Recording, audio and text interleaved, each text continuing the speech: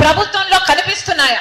రాజశేఖర రెడ్డి ఆశయాలు ఈ ప్రభుత్వం నిలబెడుతుందా లేదా? రాజశేఖర రెడ్డి గారి వారసులం అని చెప్పుకుంటే సరిపోదు. రాజశేఖర రెడ్డి గారి పనితీరు కూడా మీ పనితీరులో కనిపిస్తే అప్పుడు మీరు రాజశేఖర రెడ్డి గారి వారసులు అవుతారు. ఆంధ్రప్రదేశ్ రాష్ట్రంలో ఉండేది వైఎస్ఆర్ గారి పాలన కాదు, వైఎస్ఆర్ గారి ఆశయాలు కాదు అనేటువంటిది కళ్ళబుల్లు కబుర్లు చెప్తా ఉంది కదా.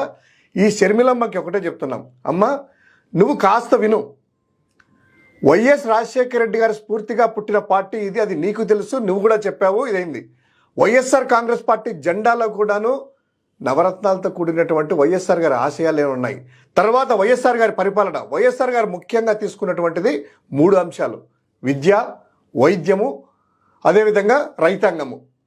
ఈ మూడింటిలో కూడాను వైఎస్ఆర్ గారు 2 అడుగులు వేస్తే వైఎస్ఆర్ బిడ్డల జగన్మోహన్ రెడ్డి గారు 10 అడుగులు ముందుకేశారు. అది ఎలానో చూస్తాము.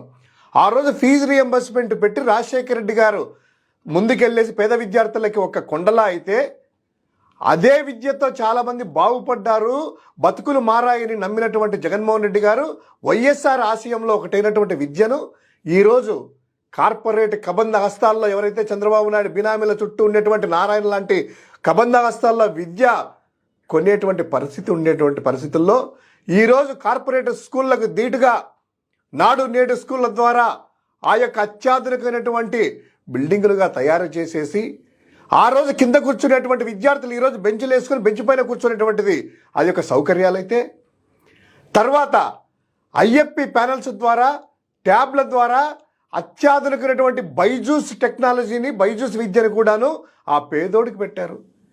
నువ్వు కొమ్ముగాస్తున్నటువంటి ఈరోజు చంద్రబాబు, రామోజీరావు, రాధాకృష్ణ వీళ్ళందరూ కూడాను ఇంగ్లీష్ విద్యను కూడా పేదోడికి వ్యతిరేకిస్తే, జగనన్న వైఎస్ఆర్ వారసుడిగా ఆ ఇంగ్లీష్ విద్యను మొత్తం అందరికి పేదోడికి దగ్గర చేర్చాడు.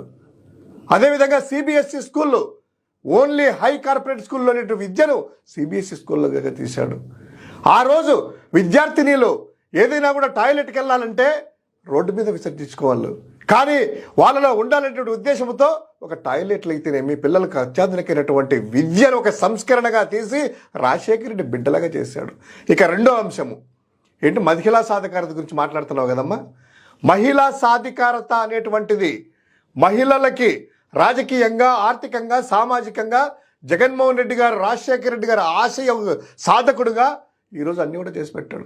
నిన్ననే కదమ్మా ఉరవకొండలో చూసావా లేదో 6,663 కోట్ల రూపాయలు ఆసరా పథకాన్ని పేదలకి నేరుగా బటన్ నొక్కి ఇచ్చారు. ఇది ఎంతో తెలుసా? 4 దఫాల్లో కేవలం ఈ పథకం ద్వారా మహిళలకి ఆసరా ద్వారా 23,600 కోట్ల రూపాయలు తీసేస్తారు. అంతేనా?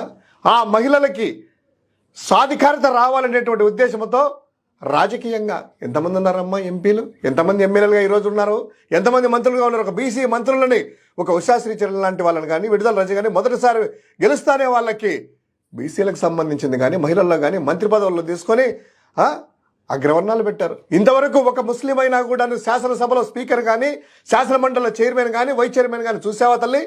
ఈరోజు ఒక సాధారణ మహిళ రాయచోటుకు సంబంధించిన జకీర సంబంధించి ఒక ముస్లిం మహిళను డిప్యూటీ వైస్ చైర్మన్గా చేసినటువంటి మహిళ సమాజానికి గౌరవించినటువంటిది వ్యక్తి జగన్మోహన్ రెడ్డి గారు. అది వైఎస్ఆర్ సాధకుడుగా. అంతేనా? అమ్మఒడి పథకం ద్వారా 15,000 రూపాయల పిల్లలు చదివితే ఆ తల్లి అకౌంట్లో నేరుగా పడతా ఉంది. అంతేనా? ఇదే విధంగా ఏదైతే మీరు ఫీజు రియంబర్స్మెంట్ గురించి మాట్లాడడం లేదనేసి చూసావా తల్లి?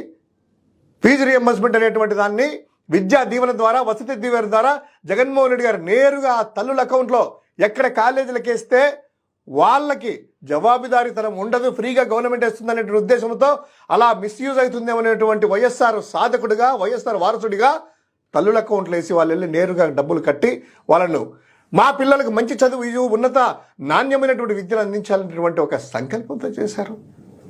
ఇక ఇంకోటి ఏదో మాట్లాడావు వైద్యం గురించి. రాజశేఖర రెడ్డి గారు ఆరోగ్యశ్రీ పథకం పెట్టి ఇంట్రడ్యూస్ చేస్తే మీ కాంగ్రెస్ ప్రభుత్వం, నువ్వైతే ఏదైతే తొత్తుగా ఉన్నావు కదా ఈరోజు కాంగ్రెస్ పార్టీకి, ఏ రాష్ట్రంలో కూడా ఆరోగ్యశ్రీ లేకున్నా ఆంధ్రప్రదేశ్లో వైఎస్ఆర్ గారు చేస్తే, నేడు ఆయన వారసుడిగా, రాజశేఖర రెడ్డి గారి వారసుడిగా జగన్మోహన్ రెడ్డి గారు 10 అడుగులు ముందుకేసేసి 25 లక్షల రూపాయలు, 3 లక్షల నుంచి ఆరోగ్యశ్రీ కార్డు లిమిట్ 25 లక్షలకి వెళ్తున్నావు కదా. ఒక అడుగు పేదింటికి వెళ్ళేసి ఒక్కసారి చూపిస్తారు 25 లక్షలు. అంతేనా? రూపాయలు దాటిన ప్రతి దాన్ని కూడా ఆరోగ్యశ్రీలోకి అప్లై అయ్యేట్టుగా చేశాడు. అంతేనా? ఇక పక్క రాష్ట్రాల్లో కూడాను పాపం మన వాళ్ళు కూలీలకు వెళ్ళి నాలీలకు వెళ్ళి ఉద్యోగులు ఏదైనా ఉన్నప్పుడు ఏదైనా జరిగితే ఒక బెంగళూరు కానీ ఒక మద్రాసు కానీ విడిపోయిన హైదరాబాద్లో కూడాను ఆరోగ్యశ్రీ వర్తించేట్టుగా నెట్వర్క్ హాస్పిటల్లో కూడాను ఇది ఇంప్లిమెంట్ చేశారు. ఎక్కడమ్మా ఏమ్మా ఏదో రాధాకృష్ణ ఒక స్క్రిప్ట్ ఇస్తున్నా ఇంకోటి ఇస్తే కాదు. నిజమైనటువంటి వైఎస్ఆర్ వారసుడు ఎవరు అంటే జగన్మోహన్ రెడ్డి గారే. నువ్వు నిజమైనటువంటి వారసురాలు అయితే సోకాళ్ళు రాధాకృష్ణని కలిసేదాన్ని కాదు, సోకాళ్ళు చంద్రబాబు దాన్ని కలిసేది కాదు, సోకాళ్ళు ఆ రేవంత్ని కూడా మొన్న ఎన్నికలు అయిపోయిన తర్వాత ఒక దొంగ లుచ్చాని ఇచ్చిన నీ నోటితోనే వెళ్ళి పలకరిచ్చేసి నవ్వుల పాలు చేస్తున్నావే. వైఎస్ కుటుంబాన్ని నవ్వుల పాలు చేసేది, వైఎస్ కుటుంబాన్ని అబాసు పాలు చేసేది వైఎస్ఆర్ కడుపున చెడబుట్టిన శర్మిల నువ్వైతే వైఎస్ఆర్ వారసుడిగా వైఎస్ఆర్ ఆశయాలను నెరవేర్చినటువంటి ఒక పులివెందుల పులిబిడ్డ అంటారో లేకపోతే కనుక పేదల బిడ్డ అంటారో జగన్మోహన్ రెడ్డి గారిని అన్ని విధాలుగా వారసుడు అసలు సిసలైసినటువంటి వారసుడు జగన్మోహన్ రెడ్డి గారు.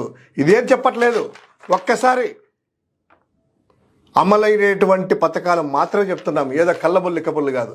ఇది వైఎస్ఆర్ గారికి షర్మిల గారు వైఎస్ఆర్ గారి ఆశయాలు, వైఎస్ఆర్ గారి పథకాలు, వైఎస్ఆర్ గారి వారసుడు జగన్మోహన్ రెడ్డి గారు మాత్రమే.